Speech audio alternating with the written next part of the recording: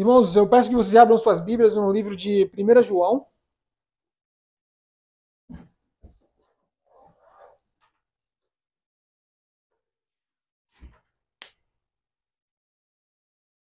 Hoje o tema da lição falou algo muito importante, propósito. Tinha algo nos reformadores, tanto nas crianças, nos pais, nas mães e nas crianças, que nós necessitamos com urgência, propósito. Nós muitas vezes, como queremos alcançar algum objetivo da nossa vida material, nós firmamos um propósito. Toda vez que queremos alcançar algum crescimento da nossa vida profissional, nós temos um propósito. Queremos nos empenhar para estudar algo melhor, criamos um propósito. Queremos nos formar em alguma área, seja lá qual ela for, criamos um propósito para isso. Queremos aprender algo, criamos um propósito. A gente sempre cria propósito, muitas das vezes, somente para aquilo que vai agradar ao nosso eu, a nossa vontade. Mas a urgência hoje é criar um propósito para ser um cristão melhor. Para alcançar a plenitude de cristãos verdadeiros. Como Cristo ele deseja, ali como está escrito em João, no capítulo 4, que Cristo ele procura adoradores que o adorem em espírito e em verdade. E a nossa mensagem hoje está endereçada à unidade, tanto com Cristo como os irmãos.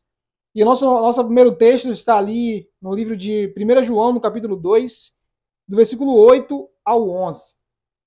Peço que você nos acompanhe. E diz o seguinte: novamente vos escrevo um mandamento novo, o qual é verdadeiro nele e em vós, porque as trevas já passaram e agora a verdadeira luz brilha. Aquele que diz que está na luz e odeia o seu irmão está em trevas até agora. Aquele que ama seu irmão está na luz e não há nele ocasião para o tropeço. Mas aquele que odeia o seu irmão está em trevas e anda em trevas e não sabe para onde vai, porque essas trevas lhe cegam os olhos. Peço que você volte só um pouco ali no capítulo 1 desse mesmo livro, e o versículo 5 e o 6 diz o seguinte: então, esta é a mensagem que dele ouvimos, e vos declaramos que Deus é luz. Tá, pare um pouquinho aqui. Verso 5. Então, esta é a mensagem que dele ouvimos, e vos declaramos que Deus é luz. Quem é a luz? Deus. Agora, continue com o dedo marcado aí nesse texto e vá ali no verso 8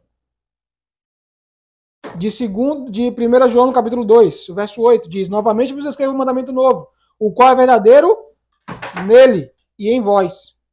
Então, esta é a mensagem que dele ouvimos e vos declaramos, que Deus é luz. Deus é luz.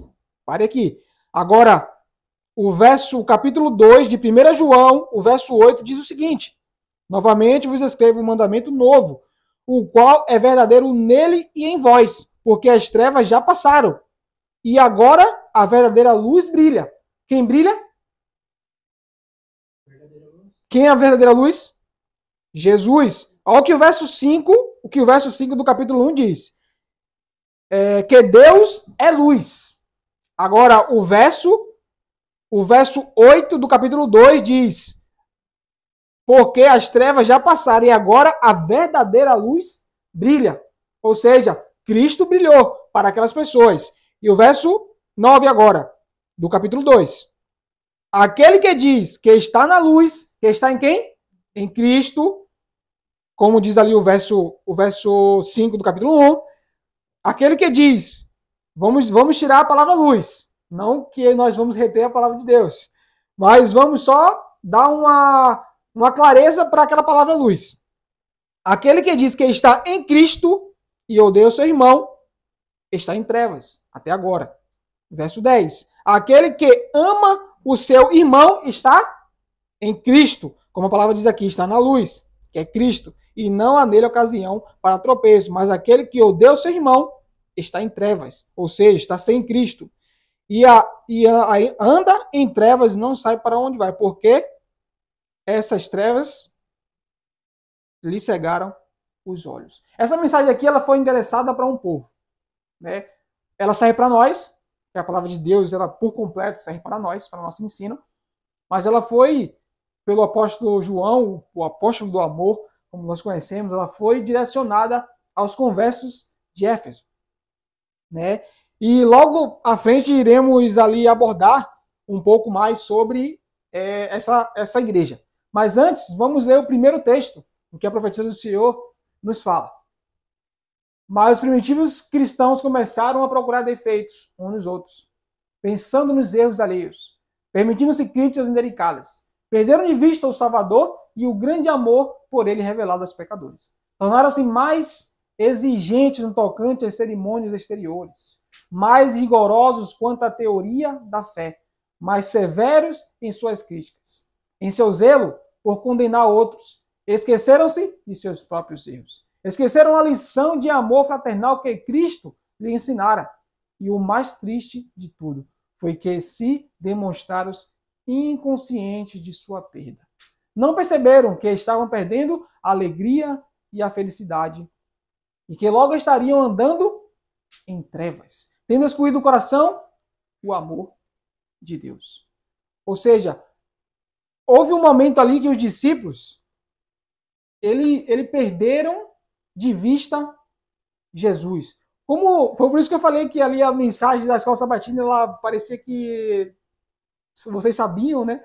Ali o que ia ser pregado hoje. Os discípulos aí perderam de vista a Cristo. Os discípulos ali eles estavam brigando por quem ia ser o primeiro, quem ia sentar do lado de Jesus, né? Quem ia ter uma posição melhor. E assim os primitivos cristãos eles iam andando nessa linha. Ele era preocupado demais com a forma exterior, era preocupado demais com as cerimônias. Eles estavam preocupados demais em olhar o defeito do próximo, que esqueceram tanto a Cristo como de olhar o seu próprio defeito. Romanos capítulo 2, o versículo 1, ele fala: por isso vós sois indesculpáveis, porque a qualquer um que julgas, vocês fazem a mesma coisa daquilo que você está julgando que o seu irmão está fazendo.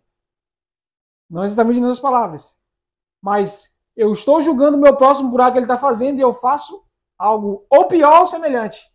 Então, isso me tira o direito de eu julgar o meu próximo, porque eu também tenho defeito. Assim como os primitivos cristãos, eles perderam de vista o Salvador e o amor que Cristo tinha. Ou seja, é tão complicado a gente, ao ser ofendido, não olhar o conflito espiritual. É difícil. É difícil porque a gente se ofende e leva para o lado pessoal. A gente não vê que a nossa luta não é contra aquela pessoa.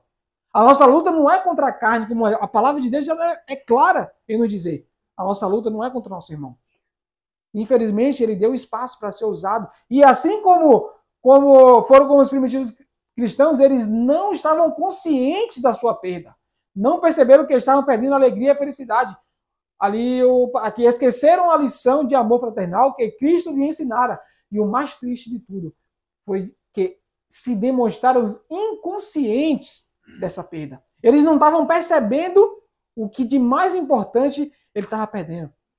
Estava focado em obras exteriores. Estava focado em reformas exteriores, em exigências exteriores, mas estavam desapercebidos com o mais importante, o interior. Passando para o nosso próximo texto, está no livro de 1 João, ainda no capítulo 3. A gente entende, a gente se preocupa tanto com a obra exterior. O capítulo 3, 1 João, ainda. O versículo é o 11. Dali em diante. Nós, muitas das vezes, esquecemos os verdadeiros significados ali do que a gente vê, as explicações que a lei nos traz a respeito de várias ordenanças ali que tem na lei, e uma delas é não matarás, é uma das exigências da lei, não matar. E a gente vê, e a gente às vezes nos qualificamos que a gente não mata. A gente não mata fisicamente a pessoa ao ponto de tirar a vida dela em si.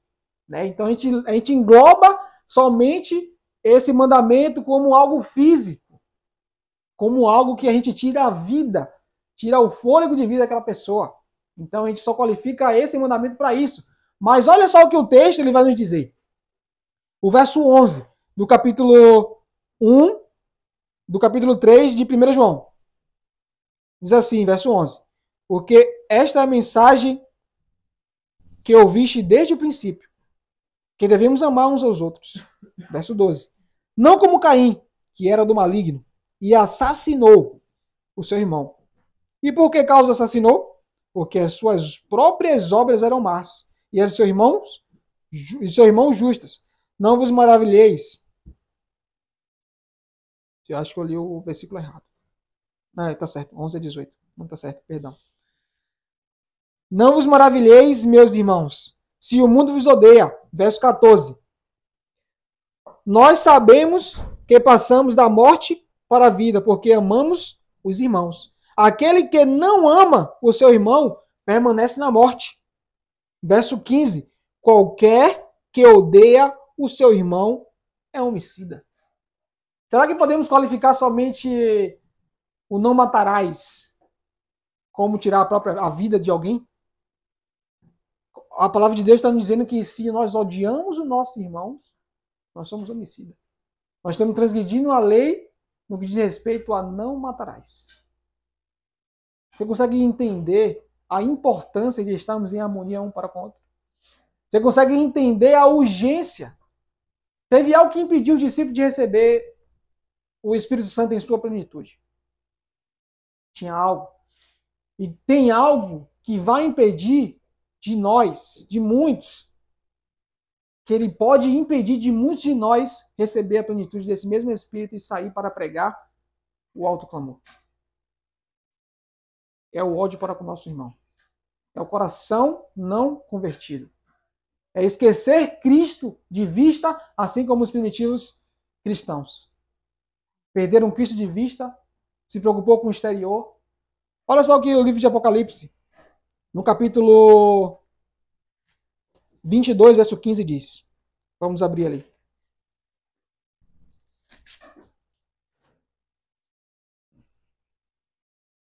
A gente vive por aqueles que necessariamente, de forma interior, não têm um propósito, exteriormente, com certeza tem. E para o céu. Todos têm. Todos aqueles que você perguntarem quem quer ir para o céu, todos irão responder positivamente. Quem que não quer ir para o céu? Só aqueles que têm um pensamento de obter vantagem na terra, que têm o seu prazer aqui na terra. Mas aqueles que, exteriormente, que têm um propósito, como cristão, quer ir para o céu. Mas tem algo que vai nos tirar de lá. E olha só o que o verso 14, o verso 15, perdão, do capítulo 22 de Apocalipse nos diz. Porque ficarão de fora os cães, os feiticeiros, os devassos e os assassinos. Vamos parar por aqui. Qual é o pecado, a transgressão que acabamos de citar da lei que nos impede de entrar no céu? Assassinato, tirar a vida, não só física, mas de forma moral. Quando nós odiamos nosso irmão, perdemos a qualificação de estar nesse grande lugar. Quando nós temos maus sentimentos para com nossos irmãos, tira o nosso direito de estar nesse lugar. Não é somente a morte física, mas o coração corrompido, o orgulho, os maus pensamentos para com o nosso próximo. Leremos agora o livro de Apocalipse no capítulo 22. No capítulo 2, perdão. Apocalipse capítulo 2.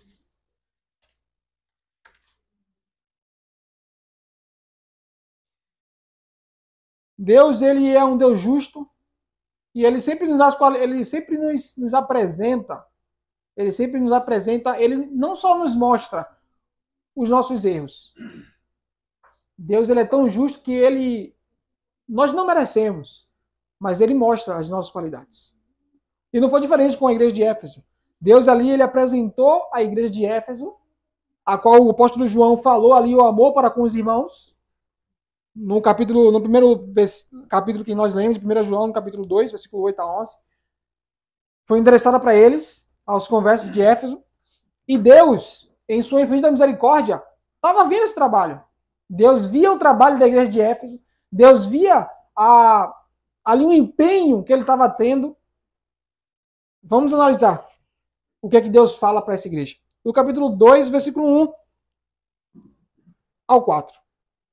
Ao anjo da igreja de Éfeso escreve: estas coisas diz aquele que segura as 7 estrelas em sua mão direita, o que anda no meio dos 7 candelabros de ouro.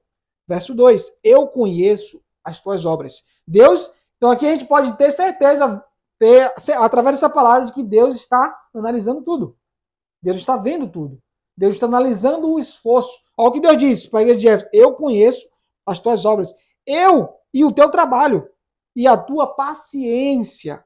Olha que, observe que Deus aqui ele só vai dar coisas positivas. Ele não vai falar coisas negativas até o momento. E como tu não podes suportar os que são maus e tens provado os que dizem ser apóstolos e não são, e descobristes que são mentirosos, e tens suportado e tens paciência, e por causa do meu nome trabalhastes e não desfalecestes. Deus até o momento aqui só fala as coisas boas que a igreja de Éfeso estava fazendo. As obras, a paciência, a longanimidade que eles estavam tendo para com as coisas que eles estavam vendo, que aos olhos deles estavam errados. Só que Deus, no versículo 4, ele fala algo interessante. Todavia, eu tenho algo contra ti, porque deixastes o teu primeiro amor. E no verso 5 ele diz: lembra-te, portanto, de onde tu caístes, e arrepende-te, e faz as primeiras obras, senão virei a ti rapidamente, e removerei teu candelabro de seu lugar, se não te arrependeres. Deus estava vendo ali o trabalho da igreja de Éfeso, estava vendo o quão eles estavam empenhados exteriormente, fazendo todo aquele trabalho, tendo paciência, tendo longanimidade, mas isso tudo de forma exterior. Só que Deus ele via algo além daquilo. Deus ele vê algo além do que os nossos olhos veem. Nós vemos somente o exterior. Deus ele vê o nosso coração. E é o que ele estava vendo. E foi o que ele disse para a igreja de Éfeso. Olha o versículo 4. Todavia eu tenho algo contra ti, porque deixaste o teu primeiro amor. Leremos o segundo texto. É possível ser um crente formal, parcial, e ainda assim ser achado em falta e perder a vida eterna. É possível praticar alguns preceitos bíblicos e ser considerado como um cristão e, contudo, perecer por falta de qualificações essenciais que constituem o caráter cristão. Próximo texto. A observância de formas exteriores nunca atenderá à grande necessidade da alma humana. Uma mera profissão de Cristo não é suficiente para preparar alguém para defrontar a prova do juízo. Não é suficiente, nunca irá ser suficiente. Nós, como eu falei no início, a vida do cristão, nós temos vários objetivos. Né? Conhecemos a reforma de saúde, conhecemos a reforma do vestuário, conhecemos a reforma de música, conhecemos vários tipos de reformas.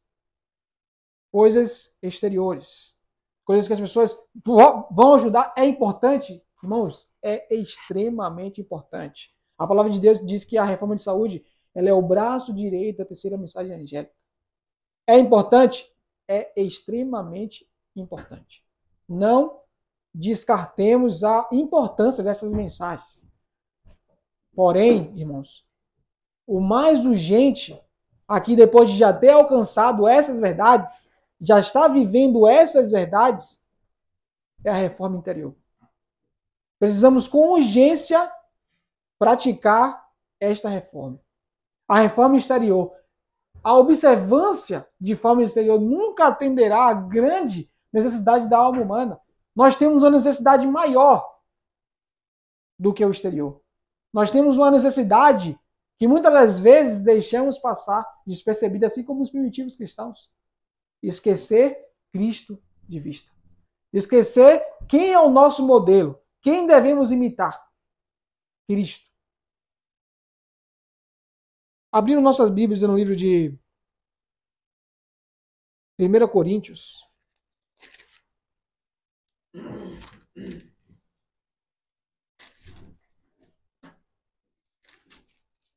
No capítulo 13.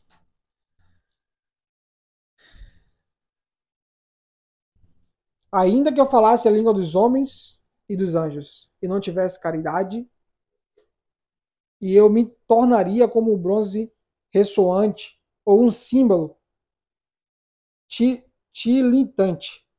E ainda que eu tivesse o dom de profecia, e entendesse todos os mistérios, e todo o conhecimento, e ainda que eu tivesse toda a fé de tal maneira que eu pudesse remover montes e não tivesse amor, eu nada seria. Agora olha só que a palavra de Deus, através da profecia do Senhor, que ela diz a respeito deste verso.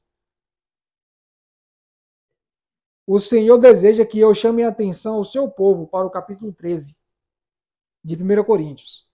Leiam este capítulo todos os dias e obtenha dele consolo e força. Aprendam, por meio dele, o valor que Deus dá ao amor santificado que nasceu no céu. E permitam que as lições ensinadas ali cheguem aos seus corações. Aprendam que o amor semelhante ao de Cristo nasce no céu. E que sem ele, todas as outras qualificações não possuem valor. Você consegue ver a importância de a gente amar? De amar o nosso próximo. A importância de a gente não guardar nenhum tipo de maus sentimentos no nosso próximo, no nosso coração. O amor, ele nasceu no céu. E Deus, ele pediu para que essa profetisa chamasse a atenção do povo para estudar esse capítulo todos os dias, para aprender dele e assim refletir para o nosso próximo. Veremos o próximo slide. Infelizmente, a gente vive em contextos onde pessoas pensam diferentes. Nem todo mundo pensa igual. Mas só que Deus, em sua infinita misericórdia, ele quer unanimidade. Embora as pessoas pensem diferente, precisam agir de forma igualitária. Embora afirmemos ser cristãos, se não nos reunirmos com Cristo, seremos agentes de Satanás para enganar as almas e levá-las para os caminhos da destruição. Deus não permita que esse seja o caso. Que sua vida, caro leitor, seja um testemunho contínuo de que você pertence a Cristo. Represente seu Senhor com bondade, tolerância, longanimidade, paciência, sem pensar no mal, com alegria, com plenitude de alegria. Próximo texto. Os que se recusam a trabalhar em boa harmonia desonram grandemente a Deus. O inimigo deleita-se em vê-los trabalhando para fins mutuamente contrários. Essas pessoas precisam cultivar o amor fraternal e a ternura de coração. Se pudesse correr a cortina que lhes vela o futuro e ver o resultado de sua desunião, por certo seriam levados a arrepender-se. Irmão, a gente não tem uma noção do que a desunião causa.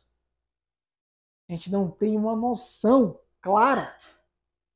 Se pudesse correr a cortina, ele vela o futuro e vê o resultado da desunião, por certo seriam levados a arrepender-se. Você consegue entender o prejuízo que nos causa em não trabalharmos unidos? Em não trabalharmos em boa harmonia, em um bom espírito, em termos desentendimentos onde não é possível, nem através de uma oração, chegarmos em um consenso? Você consegue entender o prejuízo? Por certo seriam levados a arrepender-se. Imagine o prejuízo que causa a desunião. Imagine o prejuízo que causa a gente ter pensamentos ao contrário para com o nosso próximo. Deus ele fala no capítulo 6, verso 14 e 15, no final da oração do Pai Nosso, se perdoares, vamos abrir porque eu não vou me recordar. Capítulo 6 de Mateus.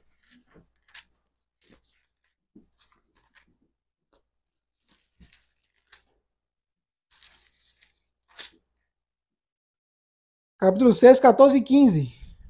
No finalzinho da oração do Pai Nosso, diz o seguinte: porque se perdoares aos homens as suas transgressões, também vosso Pai Celeste vos perdoará.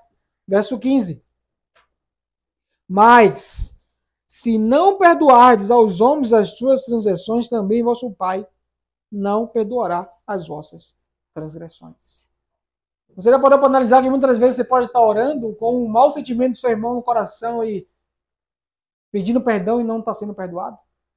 Você já parou para analisar que isso poderia estar acontecendo? Porque se nós tivermos um mau sentimento do nosso irmão em nosso coração e não se arrepender e não se reconciliar para com o nosso irmão e se ajoelhar e pedir perdão a Deus, ele não vai ouvir nossa oração. Ele não vai nos perdoar. Deus é um Deus de perdão, Deus ele é um Deus de amor, Deus é um Deus de harmonia e ele quer que nós estejamos em harmonia. Ele quer que o povo dele esteja em harmonia. Será que nós não entendemos que iremos para um lugar onde todos irão estar juntos com o mesmo propósito? Ou estamos indo para lugares diferentes? Estamos lutando nessa terra para vencer, para obter o caráter de Cristo para ir para lugares diferentes? Não, jamais. Nós iremos todos congregar e se ajuntar, se reunir no mesmo lugar. Mas se não estivermos em boa harmonia, nós estamos passando por um peneiramento. Infelizmente, o trigo ele cresce junto com o joio. E não teria graça se crescesse separado a gente vivendo aqui na terra. Nós não venceríamos os nossos defeitos de caráter. Nós acharíamos que estávamos suficientes, bons para herdar os céus. Essa vida é uma vida que, embora de forma espiritual é a pior, e uma certa vez a mãe me perguntou qual contexto eu queria estar, e eu disse que eu queria estar agora, nesse contexto, dessa última geração. Porque eu consigo por meio de Cristo, permitir que Deus ele molde meu caráter. Que ele me mostre onde eu estou errando. Que ele me mostre o sentimento que está no meu coração para com o meu próximo que eu devo tirar. E se eu não tirar, irmãos, o que me consola é a oração. O que me dá paz é a oração. É eu poder conversar com Deus. Agora imagina, eu estou de mal com meu irmão, eu estou brigado com meu, eu tenho maus pensamentos para com meu irmão. E vou querer me aliviar em oração, pedindo a Deus que me perdoe, não por aquilo que eu tenho contra meu irmão, mas por outras coisas. E aquilo, a gente não sente conforto, a gente não sente paz, a gente não é atendido. O irmão Edson pregou uma vez sobre ali, sábado retrasado, sobre a Santa Ceia. E um dos requisitos da Santa Ceia era que nós, antes de oferecer a oferta, ele citou o texto, que antes de oferecer a oferta no altar, a gente deixa a nossa oferta ali, se a gente tem algo contra o nosso irmão, a gente ir lá se reconciliar com ele primeiro. E se a gente não se reconciliar com o nosso irmão, irmãos, perderemos o maior tesouro de que a nossa vida inteira nós almejamos, no céu. Porque a palavra de Deus nos diz que nós não estaríamos, que os assassinos não estarão lá. Não terá espaço para o assassino no céu. E assassino não é somente aquele que tira a vida, é aquele que não ama o seu irmão. Aquele que odeia o seu irmão. Próximo texto.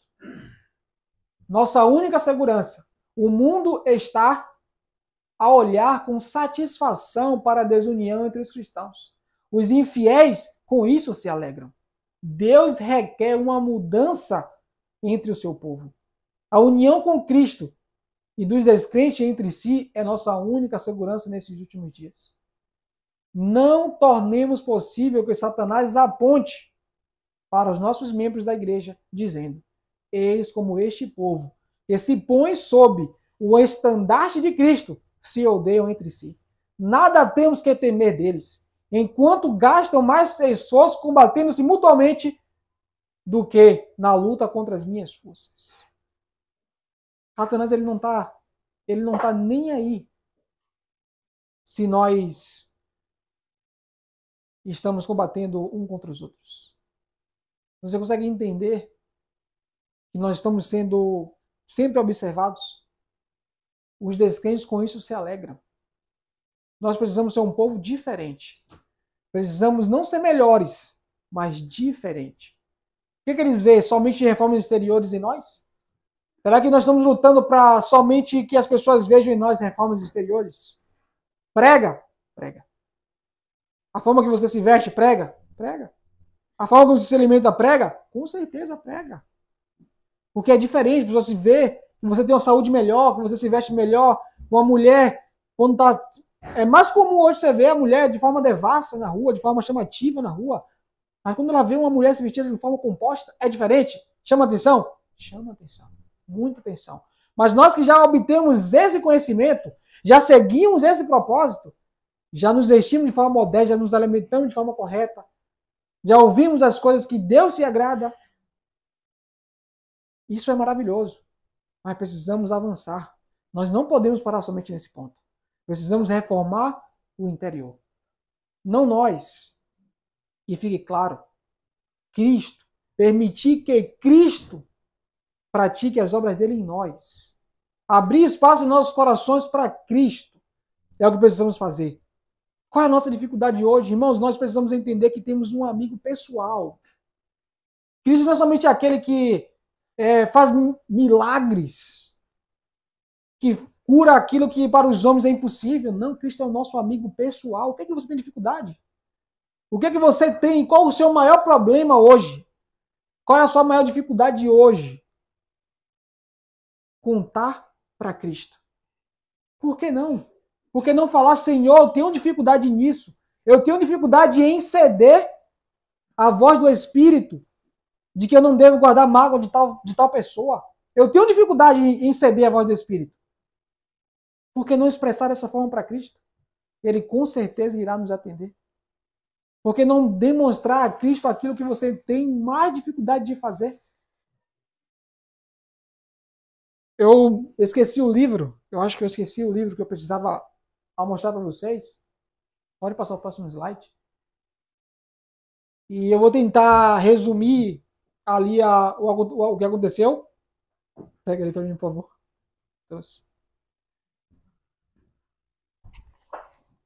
Vou contar como deve. Essa aqui é a última imagem. Esse aqui era um livro que eu estava lendo, de onde eu tirei aquela citação que eu botei no grupo lá. É um pioneiro adventista. E o nome do livro é A Promessa do Espírito Santo. E a última folha desse livro retrata algo muito importante que me chamou a atenção de forma absurda. Alguns de vocês já viram uma grande pintura feita por Munkaise sobre Cristo. Essa é a pintura. Que esse homem, ele não é cristão, não tem religião, ele é apenas um pintor.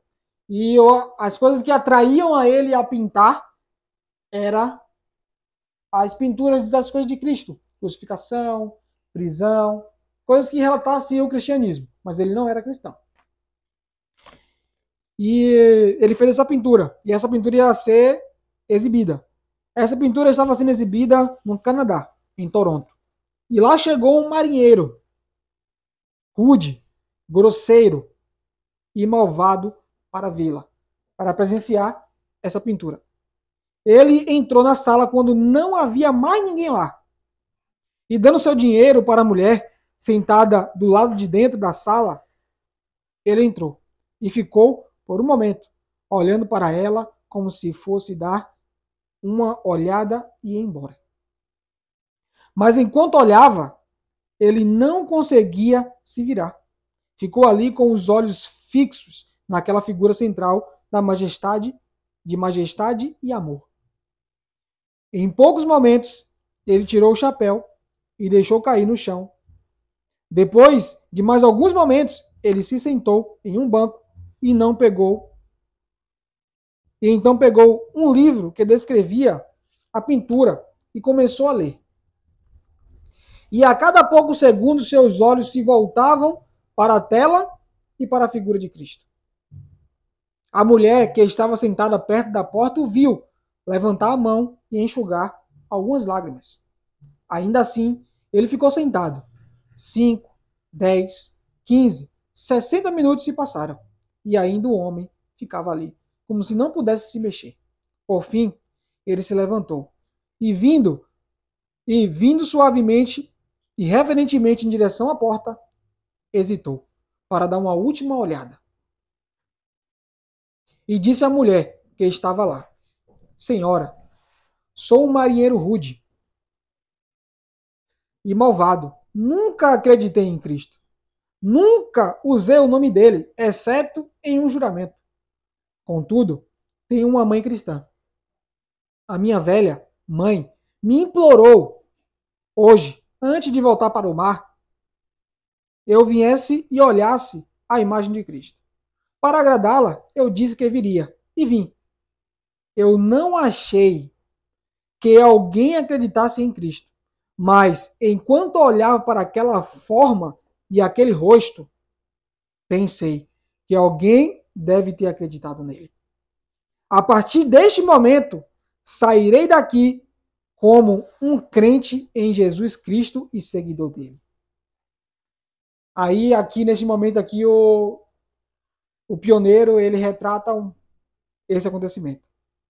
Amados, ao ouvir essa história, as lágrimas vieram inesperadamente aos meus olhos e meu coração brilhou como um forte desejo. Pensei que se um homem pobre e fraco, vivendo em uma terra sem Deus, pode pegar um seu pincel e com isso pregar o evangelho, fazendo com que nosso Cristo brilhe sobre a tela, até que um homem rude, grosseiro, perverso, licencioso seja convencido a acreditar nele, o que meu Deus não faria se pudesse pintar Cristo em mim? Ou melhor, se ele pudesse reproduzir Cristo em uma vida humana, para que essa vida fosse a vida de Cristo e os homens viessem a crer nele. Você consegue entender o que Cristo é capaz de fazer se permitirmos que ele habite em nós? Se abrirmos o nosso coração para que Cristo ele produza em nós os frutos do seu Espírito, para que Cristo ele pratique em nós aquilo que nós não conseguimos fazer. Você consegue entender que se somente nós nos entregarmos a Cristo de todo o coração, o que ele é capaz de fazer?